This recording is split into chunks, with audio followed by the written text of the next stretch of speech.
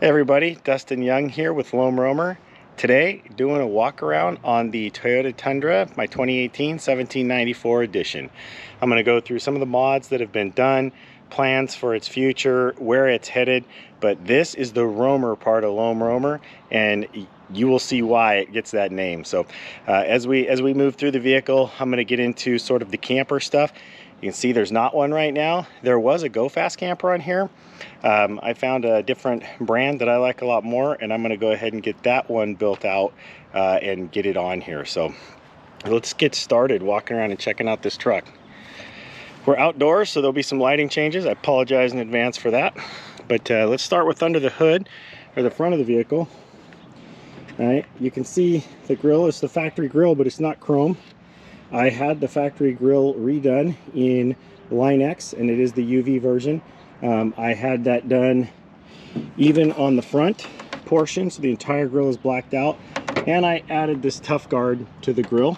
It just makes a big difference in pushing air over, rocks away, dirt and dust and debris over the top. I love all that. Plus, it makes the front end tough. It can take abuse, and it's super easy to clean. I have an Addicted Desert Racing front bumper on this thing. It's the stealth bumper. I love the way it hides the lighting that goes behind there. I've got 10-inch LEDs back there, and then I've got the curved LED light bar in the front, you can see. And you know, I did put a Warren 10,000-pound winch in the front of this thing. I've got this plate. You can flip it down and get in there, and everything's connected. Underneath, that's a solar connection if you want to use portable solar. When the camper's all built, it has solar on it. My GoFast had great solar. I am running a Genesis off-road dual battery system. I got a little bit of a mess. I'm trying to work through sort of some wiring redo, but everything works really good. There's no issues with it. And all the winch and all the connections. I added this pin switch here. This pin switch controls the LED lighting up here, and that really allows that, you know, to have lighting underneath at night. Under the hood, I also have an ARB twin air compressor. You can see there, that ARB compressor works fantastic. I am going to add, now that the rear bumper's on and I have a spare in the back, I am going to add a tank underneath where the spare would have gone.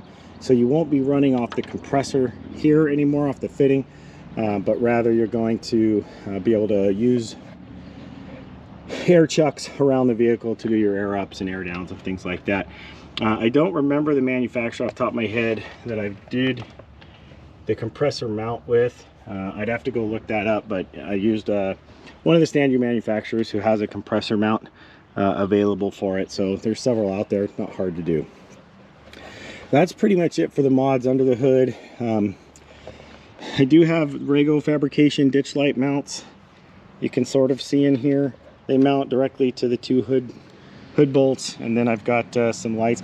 Still trying to figure out what I want to do for better lighting there. Not real happy with what's installed, but it works. Not going to get too worried about it. So Bushwhacker fender flares.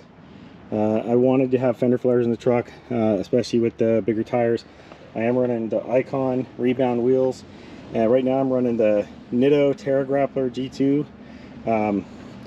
Tires are hard to get. Wasn't my preference. Like a lot of things in COVID, these are new tires, and I had to take what I could get. I couldn't get some Generals that I wanted, and I couldn't get the Toyos that I normally run, so this was my third choice. They work.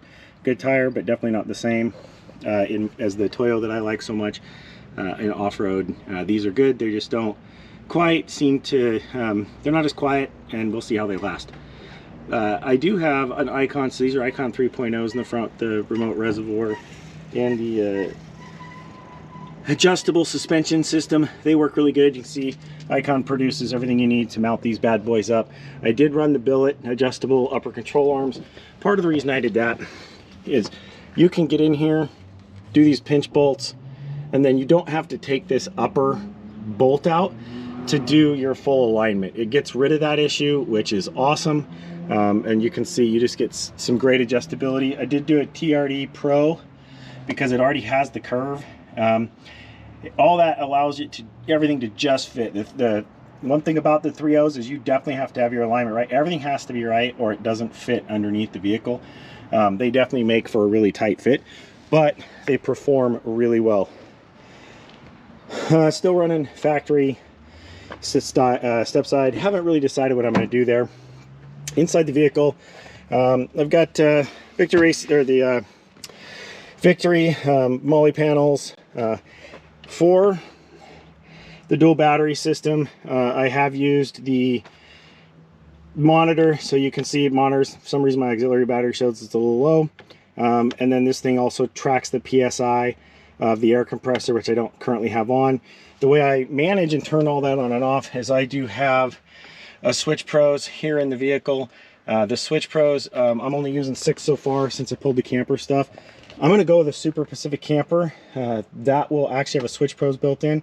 I made the Switch because of all the electronics and the way they did how you get in and out. I just think that's pretty spectacular. So I'll be able to connect those two Switch Pros together. I also use the Ram wireless charging system. Sorry again, some of the lighting is not going to be perfect. I didn't throw the light on here. And I have a GoPro Montana, I'm sorry, I have a Garmin Montana, and that mounts to the vehicle for GPS and inReach and all that good stuff. So, I've got a pretty nice setup. I can control a lot of things, control the fridge, control everything from in the cab. The other thing, actually, before I go, that I have, there'll be a little bit in here, is I have this really nice safe. I ordered this from Sparks Toyota. This thing is tough. It would be a lot for somebody to get into it. I keep a lot of different things in there. It's a center console safe or a center console gun safe, however you would like to talk about it. And then in the back, Duluth Trading makes these. When they're on sale, they're a killer deal. Store a lot of stuff back here. It really gets everything put away. And it's really nice. It's the only thing I've done. I don't have the passenger seat in right now. A lot of times we keep the Dometic fridge there. I'm going to rethink that as we continue to build out the new camper and get that going. There's going to be some really cool stuff about that new camper. It's going to, when I get this whole thing installed, you're going to be able to charge e-bikes, everything off of it. So, it's really, I still got to go through the math on how to get that built, how many batteries it's going to take, but it's going to be lithium ion, and the new Zamp solar system I'm going to use will charge the dual battery system in the front and the batteries in the back simultaneously and control all that through a single charger controller. So really cool to see that kind of technology coming out. I'm Icon all around. I stuck with one thing when I built it. I have the leaf pack all the way through for 700 pounds because normally I have the camper on. This is their full-on RXT, fully adjustable stuff in the back, and then with two and a halves in the rear, and we go through the rear bumper. So I did do a full spare as Icon. Originally I was just gonna do steel, but I like the look, so I went with it. Line-X the whole bed. It's got the UV coating. I do have the Rego Fabrication bed stiffeners in the back. When the camper's on, you can really tell those things are there. I added this. This is just factory Tundra railing, and I'm able to put these bike mounts, and you can see I have bike mounts up in the rail up there. I like to put a lot of stuff in the vehicle, but to be able to I can put right now 4 bikes in here pretty easy in the bed, and then of course I can haul 6 more in the rack if I want. So I can haul a lot of bikes, a lot more bikes than you're going to haul people. It just depends on if the rack's not on or if there's something I'm doing. And I went with a deck to drawer system. I love having the extra drawers.